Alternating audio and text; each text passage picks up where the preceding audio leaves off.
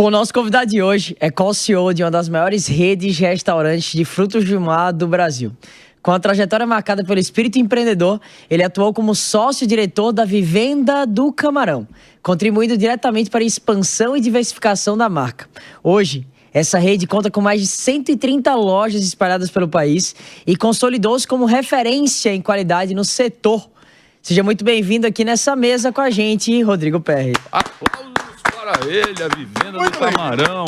Obrigado, muito obrigado. É um prazer enorme estar aqui. Sou fã da Jovem Pan desde pequenininho também, adoro acompanhar aqui. É um prazer enorme estar aqui com vocês. É um prestígio receber você aqui. Todos já se declararam aqui consumidores, né? Você está em todos os shopping centers aqui. Acredito que em todas as capitais ou ainda faltam algumas, Rodrigo? Falta uma outra capital, mas estamos praticamente em todas elas no Brasil. Legal. A gente estava discutindo aqui porque é um grupo familiar, né? E hoje... A gente estava até aqui nos bastidores, o Mac muito bem puxou junto com o Davi a conversa do co-CEO, né? Você é co-CEO, isso a gente está pouco acostumado com esse tipo de execução de negócio, né? Empresas familiares acabam tendo essa dinâmica porque são empresas que elas passam por muitas gerações, então a liderança ela acaba tendo que ser dividida mesmo. Então geralmente você tem geralmente quando você tem uma estrutura mais tradicional de empresas que não são tão familiares, você tem um diretor executivo, um vice-presidente comercial, você tem esses cargos acabam assim dessa maneira mais bem definidos. É interessante a parte interessante do CEO, do co-CEO, é que você acaba tendo uma pessoa que tem ela mais focada para a porta para fora e outra pessoa para a porta para dentro, mas as duas têm o mesmo cargo de importância. Acho que essa que é a parte legal, né, Rodrigo? Exatamente isso. É uma empresa familiar, né? A gente está completando 41 anos de vida agora no mês de junho. O Fernando, que é o meu pai, foi o fundador da empresa há 40 anos atrás. E a gente cresceu dentro da empresa, somos 2 irmãos, né? Então, há alguns anos ele vem se afastando da empresa. No ano passado ele foi para o conselho, saiu e a gente fez essa divisão, então ficou eu e o meu irmão. A gente acabou dividindo algumas áreas da empresa, então eu fiquei o CEO de uma área e ele ficou o CEO de outra, então co-CEO. E a sua parte, você estava contando, é mais o marketing? Eu sou mais responsável pelo marketing, pela parte de desenvolvimento de novos produtos, novas marcas, pela parte da indústria, né? E o meu irmão ele fica responsável mais pela área de operações, pela área de franquias, também pela parte financeira. Né? E o Fernando hoje fica mais na parte do conselho mesmo. Deixa eu só trazer um dado interessante em relação à parte do co-CEO, é que precisa ter muita maturidade para ter uma gestão compartilhada e colegiada, porque todas as decisões, quando a gente tem uma empresa com essa estrutura de direcionamento, se os dois CEOs, o CEO e o co-CEO, não tiverem muito alinhamento estratégico, a balança da empresa acaba desandando. Então é interessante porque ainda mais uma empresa com o tamanho da Vivenda do Camarão, pelo tempo que eles têm de gestão, é interessante porque faz com que eles consigam ter muito andamento e é bom que a empresa está sempre bem coberta, sempre com o olhar do dono, isso é muito legal. É verdade. Demais. Uma coisa que eu achei muito interessante que você trouxe pra gente foram sobre os novos negócios que você construiu a partir da base da estrutura que você já tinha. Talvez até de base de dados de cliente, base de credibilidade, mas também de estrutura física, como cozinha. Então, achei muito interessante isso, porque às vezes os empresários, eles ficam pensando assim, Davi, como é que eu faço para aumentar a minha receita? Como é que eu faço para desenvolver novos canais, novas linhas de receita? Até o Mackenzie fala muito sobre isso, né? Então, eu queria que você falasse um pouco sobre como você faz e também você desse algumas dicas de como os empresários de casa, eles podem desenvolver novas linhas de receita. Eu acho que o principal é isso. A gente... O básico, a gente tentar sempre desenvolver novos produtos, criar alternativas dentro da empresa, mas sem perder o foco, né? Quando a gente abre demais as coisas, a gente acaba perdendo o foco e atrapalha o desenvolvimento do negócio. Então, a ideia nossa foi justamente de criar novos produtos, utilizando toda a infraestrutura que a gente já tinha dentro da nossa indústria, do nosso centro logístico, das nossas lojas, dos nossos restaurantes. Então, a gente começou a desenvolver produtos com o que a gente já tinha lá, mas para áreas completamente distintas, né? Então, a gente desenvolveu uma área de food service. A gente acaba desenvolvendo produtos para outras redes de restaurantes, grandes redes e micro restaurantes, pequenos restaurantes. A gente desenvolve produto específico e faz toda a distribuição. O mesmo produto que a gente distribui para as nossas lojas, a gente criou uma linha para a rede de supermercados, onde a gente está hoje em mais de 86 bandeiras aí, espalhadas pelo Brasil inteiro também, com a nossa linha de pratos prontos congelados. Então, a gente acaba otimizando a indústria em relação a isso. E também no ponto de venda, a gente criou, depois da pandemia, outras marcas com outros produtos específicos para delivery, né? O que a gente chama de digital, né? A gente só trabalha no ponto de venda, a gente não tem loja física, mas a gente acaba fazendo essa venda através do iFood e outras plataformas de delivery. E a representatividade do digital já se tornou assim algo muito relevante na empresa? Sim, bastante. Hoje, só o digital da Vivenda do Camarão, só o delivery da Vivenda do Camarão já representa próximo de 20% a 25% do faturamento total da área de restaurantes, né? E a gente tem outras 5 marcas e estamos lançando outras marcas, agora é um processo constante nosso de desenvolvimento, e elas já estão representando alguma coisa entre 7% a 10% do faturamento da empresa. Que legal. Né? Então a gente acaba utilizando toda a infra dos nossos restaurantes, a mesma mão de obra, para desenvolver e entregar esses produtos, né? Então a gente acaba melhorando a rentabilidade da empresa. Rodrigo, a gente acaba trabalhando muito Brasil e Estados Unidos e sei que tem venda do camarão também nos Estados Unidos, né? Não, nos Estados Unidos não tem. Não tem nada lá? Não tem. Mas é um plano? É um plano, né? A gente tem planos de expansão, a gente ainda tem muito chão para crescer no Brasil, a gente sabe disso, né? Seria o nome? Hã? O nome em inglês. Shrimp House. Shrimp House seria a tradução direta, né? Mas a gente tem muito chão para crescer no Brasil ainda, mas a gente tem perspectivas futuras, sim, de expandir para outros continentes. Comentei do mercado americano porque, cara, tem um processo gigantesco de consumo lá. Aqui no Brasil, a gente, obviamente, não sei se é por conta do preço, mas a gente tem ainda um consumo muito limitado. A gente acaba optando por outros tipos de frutos, de frutos marinhos, né? Então, mas nos Estados Unidos é muito comum. Por isso que seria a pergunta, você já tinha alguma presença lá, já tinha essa expansão? Porque eu sei que durante a pandemia, vocês pensaram uma coisa que a gente fala muito sobre motor 2, motor 3, vocês fizeram várias coisas. E eu percebo também uma expansão muito grande de venda do camarão para supermercados, né? Isso, exatamente. A gente já analisou bastante o mercado americano. Como você falou, o consumo de frutos do mar do Brasil, não só camarão, mas frutos do mar em geral, é muito baixo, se a gente comparar com os países da América Latina mesmo, muito baixo. Se comparar com os Estados Unidos, então, é um abismo, né? Mas a gente vai com muito cuidado, o mercado americano é um monstro, né? Então a gente tem que ter uma estrutura muito parruda, muito bem montada para poder crescer lá, e quando chegar tem que crescer rápido, né? Senão você é devorado. Imagino. Vou falar. Em determinado momento, vocês atuam como um grupo familiar, né? Em determinado momento chegou essa discussão de, vamos abrir mais, ou realmente foi a confiança do teu pai com o negócio de passar para vocês, né? Como que foi também essa transição de... Foi, acho que a confiança mesmo. A gente, ele é o fundador da empresa, está com 41 anos quase. Mas desde o início da minha faculdade, o meu irmão, o caminho foi o mesmo. A gente começou estagiando dentro da empresa, passamos por todos os setores da empresa, fizemos todo um processo de trainee mesmo, área por área, 1 ano em cada área. Começamos numa área, cada um assumiu uma área pequena, fomos crescendo dentro da empresa e fomos mostrando trabalho. Então, eu acho que ele teve essa confiança e com o passar do tempo a gente foi cada vez assumindo novos cargos, novas áreas, fomos acumulando funções e fomos também profissionalizando a empresa como um todo, né? Hoje a gente já tem diversos outros diretores especializados em cada área. Fundos também? Fundos não, é uma empresa familiar. Tudo capital tudo capital próprio, todo o nosso crescimento é sempre 100% capital próprio. Nunca pensaram em listar em bolsa, em fazer essas coisas? Não, por enquanto não.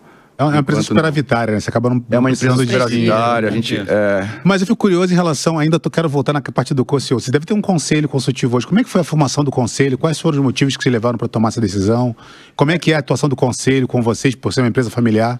Com a saída do Fernando para o conselho, quando ele saiu da presidência, ele foi para o conselho, aí a gente formou esse nosso conselho, onde a gente tem reuniões aí mensais, onde a gente debate os principais tópicos da empresa, os pontos mais críticos, que ações que nós vamos tomar. Então, uma vez por mês a gente acaba se reunindo, os 2 co-CEOs, ele, e a gente tem mais 2 diretores que participam também, e a gente acaba debatendo isso. Então, foi uma coisa bem natural. 40 anos de empresa, vejo que vocês estão aí super jovens ainda, né? Já chegando meio século, obviamente com o conselho tão estruturados, pensando no futuro. Como é que vocês pensam hoje em relação a garantir essa perpetuidade da empresa, ou até mesmo garantir a qualidade? Porque eu imagino a complexidade que é você manter um padrão num prato de camarão em 130 regiões diferentes. Deve ser complexo demais isso. Esse é um grande diferencial nosso, né? A gente tem uma indústria próxima aqui de São Paulo, que todos os nossos produtos saem de lá. A gente recebe o camarão lá, a gente processa esse camarão e a gente manda os pratos já prontos para todos os nossos restaurantes, para o Brasil inteiro. Então, os pratos, eles mantêm sempre a mesma qualidade, o mesmo produto que a minha loja aqui em São Paulo recebe, a mesma loja que Manaus recebe, a mesma loja que Porto Alegre recebe, é o mesmo produto que Porto Alegre recebe. Então, a gente consegue, com essa indústria, ter uma padronização de produto.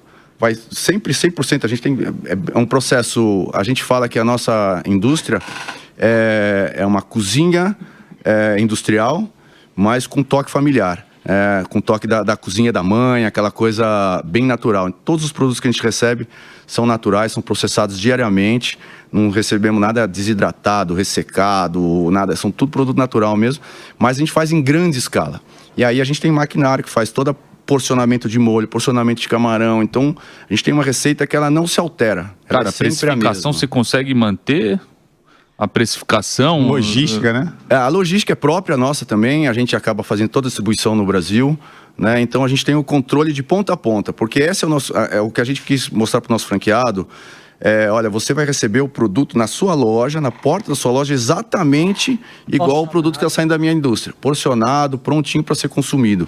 Então, eu consigo ter essa garantia de produto. Conserva dos alimentos. É um produto congelado, a gente tem um processo de ultracongelamento, né? Então, o produto sai da caldeira a quase 100 graus, passa pelo processo de congelamento, em menos de 10 minutos ele está congelado a menos 20, menos 21 graus, então a gente consegue manter 100% das características do produto, tanto do camarão quanto do molho, dos ingredientes, né? E o processo de descongelamento na loja também é o processo correto, que a gente faz, um projeto de descongelamento lento. Então, quando esse produto chega para o consumidor final, é como se tivesse sido feito na hora mesmo, no momento, né? Se você comer um prato congelado nosso, um prato que acabou de sair da caldeira, você não vai sentir a diferença entre um produto e outro. Nossa. E essa é o principal conceito, o principal diferencial nosso. A gente consegue garantir essa qualidade. Tô dando fome de pensar. Tá me dando dor de cabeça de imaginar o nível de tecnologia que esse cara precisa ter para ter distribuição refrigerada, expansão Brasil inteiro. Além disso, tem que ter todo um sistema de controle de logística, Nossa, eu tô... Tecnologia de boa, difícil é gerir isso aí. E aí eu ia falar nesse ponto, né? Mas o camarão, que é um produto tão perecível assim, e manter esse padrão de qualidade, cara, parabéns. Parabéns. Obrigado. Caramba. E hoje, bom, a gente falou dos Estados Unidos, mas hoje quais são as praças que vocês estão localizando aí, que estão farejando aí possíveis... América Latina já tem alguma coisa? Não, a gente ainda não tem. Até dentro na América do Brasil Latina. mesmo. Dentro do Brasil a gente está crescendo em todos os estados ainda, né? Todo ano a gente está inaugurando aí em torno de 5 a 10 novas unidades, espalhadas pelo Brasil. Vai dependendo muito das oportunidades que aparecem, né? Apareceu um ponto em uma regional onde a gente não tem loja, onde a gente não tem uma estrutura, porque a gente tem uma divisão um pouquinho diferente também da maioria das redes, né? Das 145 unidades que a gente tem hoje, são 115 lojas próprias e 30 franquias, né? Então, onde a gente começou o nosso sistema de franquia bem mais tarde do que a média natural das outras empresas. Então, onde a gente já tinha estrutura montada para atender as lojas próprias, a gente continuou com o crescimento de loja própria. Nas regionais onde a gente não tinha essa estrutura, a gente começou a crescer com franquia, né? Então, nessas regionais, quando aparece uma oportunidade para franquia, a gente abre para franquia. Quando está uma oportunidade dentro de um território onde a gente já tem a nossa base de lojas próprias, a gente continua crescendo com loja própria. E a captação dos franqueados deve ter um controle bem rígido também, né? Sim, também. A gente tem uma equipe especializada nessa parte de franquias, né? A gente tem um gestor específico para franqueados, que dá todo o suporte, todo o controle, faz também as entrevistas, tem toda uma série de análises para a gente saber se essa pessoa tem o perfil necessário para ter sucesso na loja, né? Porque o que a gente fala é 50% de sucesso é produto, é marca. Os outros 50% é o olho do franqueado ali em cima do balcão, no atendimento, na operação. É o zelo, né? É o zelo. Se não tiver num negócio, você pode ter a melhor marca, o melhor produto, que o negócio não vai prosperar. Ô Rodrigo, vi uma matéria aqui na Exame, antiga, 2022. Ela me fala sobre vocês atingiram um faturamento de 245 milhões de reais em 2022. Eu imagino que lá para cá você deve ter crescido ainda mais esse faturamento. Isso. Ano passado a gente bateu 315 milhões de reais de faturamento. Ano passado 315. E a previsão desse ano? 350. 350? O nosso objetivo, nossa meta é 350 esse ano. E de onde você encontra tanto apetite? Porque eu vejo que os empresários que a gente aqui são pessoas que acabam ficando satisfeitos com pouco. E o que você fala para eles? De onde vem? Qual que é o teu desejo? Você quer chegar aonde? Não, a gente tem um sonho de bater 500 unidades, né, dos restaurantes Vivendo Camarão aí, entre Brasil e outros países, né? Então a gente tem essa ideia, a gente colocou isso como um objetivo nosso. Legal. Não traçamos prazos, mas o nosso objetivo é esse. Então a gente quer continuar crescendo, não só na marca Vivenda, mas também nas outras áreas que a gente criou, né? Então a área do food é uma área que vem crescendo muito também, a área do varejo também. Até poucos meses atrás a gente estava muito focado só no estado de São Paulo, a gente começou a fazer o crescimento para outros estados mais próximos, mas a ideia é crescer o varejo também para o restante do Brasil, né? Então o objetivo é esse, continuar crescendo cada uma das áreas dentro dos seus objetivos, mas a parte de restaurante mesmo, o nosso grande sonho é atingir as 500 unidades. E para os empresários que estão em casa, que querem crescer, mas que não sabem direito qual caminho seguir, o que é que você fala para esses empresários que estão lá sentados agora no sofá, vendo vocês, dizendo assim, caraca, eu queria ter 245 ou 320, 350 milhões de faturamento? Tem que lutar bastante, né? Tem que focar no negócio. Eu acho que entender bem quais são as possibilidades de crescimento do negócio, estudar bem o mercado, né? E não desistir nunca mesmo, buscar o sonho, trabalhar, buscar alternativas. Sempre vão existir diversos problemas, muitos percalços no meio do caminho. Eu acho que o que a gente não pode no surgimento do primeiro problema, a gente, puxa, vai estar difícil, isso complicado. Tentar buscar alternativas realmente para buscar o objetivo. Tem que traçar o objetivo e correr atrás dele. Fazer acontecer, né? Objetivo, então, 500 lojas, né? Que legal. Mas eu senti que você é bem pé no chão, né, cara? Isso é bom também, né? Você é o freio, o seu irmão é o acelerador lá? Não, eu acho que nós dois, a gente tem uma sintonia boa em relação a isso. Os dois são bem pé no chão. Acho que a gente não tem esse... deslumbra, né? Não. É bem... O seu pai é assim também? O meu pai também é. No começo ele era mais agressivo. Ele sempre foi mais agressivo, né? Mas depois, com o passar do tempo, ele foi se acalmando um pouquinho mais. Então hoje ele conversa bem com a gente. Nós todos somos mais pés no chão. A gente vai crescendo, mas vamos crescendo devagar. Agora, pessoa física, você tem outros tipos de investimento que você faz na tua pessoa física? Você investe em imóveis, por exemplo? Você tem Bitcoin? Eu tenho... Camarão, talvez? Fazenda de camarão. Fazenda de camarão. Vocês têm fazenda de camarão? Não, a gente não tem fazenda de camarão. A gente chegou a ter fazenda de camarão durante uma época, mas a gente fechou uma parceria com o maior produtor de camarão do Brasil. A gente forneceu as nossas fazendas para eles e eles fornecem hoje camarão pra gente. Que legal. Então, acho que cada um no seu negócio. No seu quadrado. Exatamente. Né? Sim, os investimentos da pessoa física. Não, eu não tenho investimentos em imóveis, tenho uma carteira de investimentos, tenho um pouquinho de Bitcoin, mas é pouca coisa. Mas uma carteira de investimentos normal, não tenho... Meu negócio, nosso investimento hoje é a Vivenda Camarão. Trabalho, né? Trabalhar. Árduo. É isso aí. Pô, muito legal conhecer o Rodrigo Perry aí, Vivenda do Camarão. Quem nunca, né? Pô, passou numa loja, comeu... Shopping. Bom demais, cara. Bom demais.